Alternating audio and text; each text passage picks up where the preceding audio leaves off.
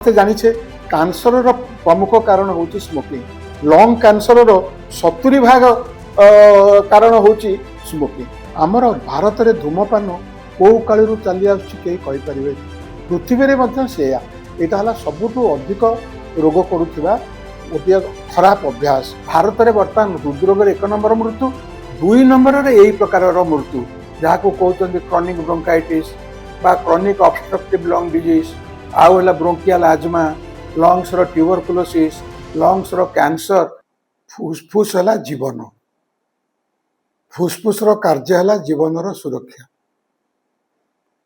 आमर जीवन को आम पवन सांगे कह जाए, आमर आत्मा सांगे सांगे उड़ी जाए जदि फुसफुस काम न करे। तेणु आमर कथार कहुई निश्वास को पूरा विश्वास नहीं। तेणु निश्वास माने बाहर को छाड़िबा, प्रश्वास माने भीतर को नवा। तेणु ये पवन ही आम यही बंची। फुसफुस गोटे एमती शरीर भितर अंग अच्छी आम छाती भितर से रही। दी पट छाती रे जो फुसफुस अच्छी आम जदि बढ़ेदेवा विस्तार करदे से 2टा फुटबॉल पड़िया संगे सामान हो। गोटे बाँ पट फुसफुस गोटे पड़िया, डाहाण पट फुसफुस गोटे पड़िया। से पड़ियार एकमात्र काम है शरीर समस्त प्रकार सफा काम करवा, सफेई काम। सी है आमर जहाँ सब जिनस खराब अच्छी शरीर ताकू से सफेई करी पवन रे बाहर को बाहर कर दिए। जहाँ को आम प्रश्वास रे जो पवन नौ से जो अलिया थाए शरीर भितर रक्त रू जो सब अलिया तैयारी है से सब फुसफुस रे सफा है एवं ताहा निश्वास रे बाहर को बाहर कर दिया जाए।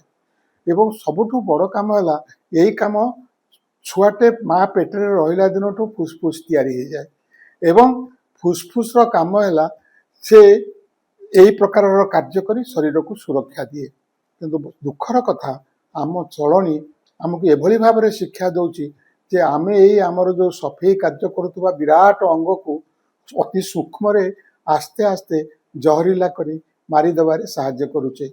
एवं तार प्रथम कारण है प्रमुख कारण है स्मोकिंग बा धूमपान।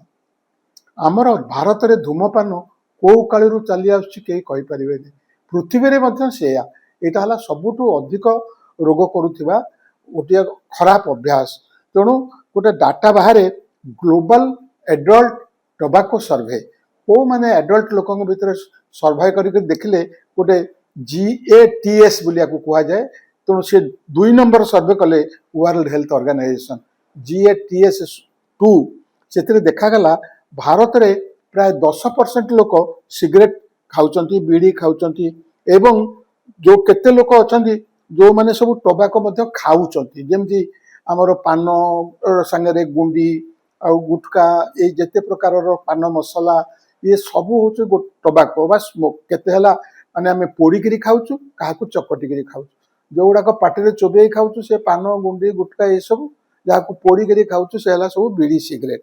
इतरु स्त्रीलोक मैंने पाखापाखि 2% पी जाउछन। आउरी गोटे बड़ कथा है आमर भारत में गोटे स्वतंत्र प्रकार स्मोकिंग अच्छे से बीड़ी शाल पत्र रे विभिन्न प्रकार तमाकू मिसई आम पीऊचु एवं सेटा प्राय 10% लोक आहरी अधिक से बीड़ी भी पीउछन। सिगरेट से एते पीअंतनी, तांको बीड़ीटा कटा कटा पी जीवाको भल लागे। कठाए बीड़ी माने 25टा बीड़ी। एवं 13 ରୁ 15 वर्षर पिला ग्लोबल यूथ टोबाको सर्वे रे देखा जाइछि याको कहते GYTS।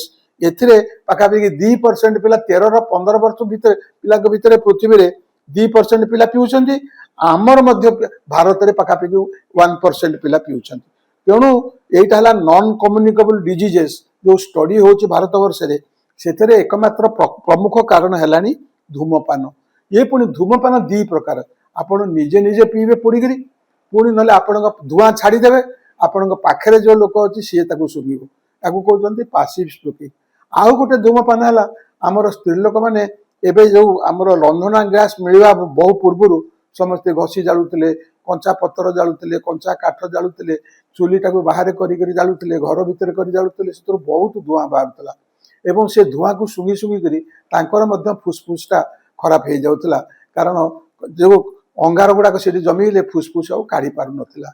ये है गोटे प्रकार स्मोकिंग। यहाँ सब या कहते माने रंधन गैस माने जोड़ाक प्रोफेशनल कर या व्यतीत आउ गोटे प्रकार पवन विभिन्न प्रकार विषाक्त करमती आमर सब उत्तर प्रदेश राजस्थान कि पंजाब रे से माने खाली गहम काटी नेला परे सारा गछटा को पोड़ी दियंती एवं सेथुरु जो धुआं बाहर से एते खराब पवन जे दिल्ली टारे लोक मानकर अधीन रे श्वास रोग बाहरी पड़े अधीन रे अनिश्वासी हो पड़ती अधीन रे फुसफुस खराब हो जाए श्वास हो जाए तेणु एमती सब कह जाउची वर्तमान भारत रे जे 55 मिलियन माने केते लोक हेले कोटी रे हिसाब कले 100 मिलियन है 10 कोटी तेणु 5 कोटी 6 कोटी लोक बर्तमान सीओपीडी रोग भोग करमती बारंबार धुआं सुंगु सुंगु या कहते क्रॉनिक ऑब्स्ट्रक्टिव लंग डिजीज माने आमर जो लंग्स बोली जहाँ कहे फुसफुस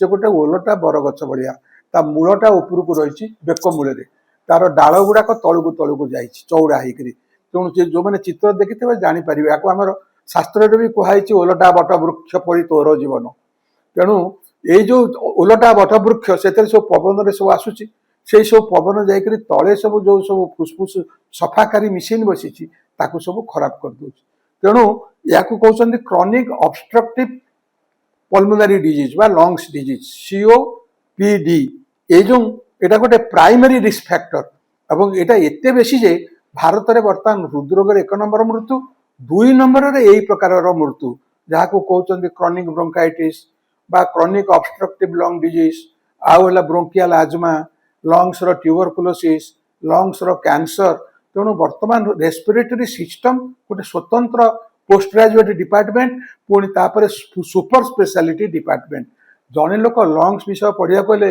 एमबीबीएस से पढ़ुची 5 वर्ष एमडी जनरल मेडिसिन कले पढ़ुची 3 वर्ष तापर जो मैंने टीबी चेस्ट करेंगे तापर से पढ़े 3 वर्ष जो मैंने सुपर स्पेशलिस्ट करेंगे से पढ़े 3 वर्ष यही थ्रू आप जानवे लंग्स ये जो जार ओजन एपटे गोटे केजी सेपटे गोटे केजी 2 केजी ओजन जंत्र से केते बड़ काम करुचे डाक्तर माने 20 वर्ष एमबीबीएस पर पढ़ला सब कथा भलरे भलरे जानी पारु नाहंती जानिछे कैंसर रो प्रमुख कारण होची स्मोकिंग लंग कैंसर रो 70% कारण होची स्मोकिंग तेणु जो माने क्रॉनिक स्मोकर तांकर जो मानकर लंग्स कैंसर होची सेतुर 70% लोकंकर कैंसर स्मोकिंग जोगु हेता है एवं जो माने आउ जो मानकर बेक माने तंटी मूलर कैंसर ट्रेकियार कैंसर ब्रोंकोसर कैंसर एगुड़ाक स्मोकिंग रु होता है या व्यतीत हृदरोग स्मोकिंग रु होता है अर्ली एनसेट जो मानकर यंग लोक मानकर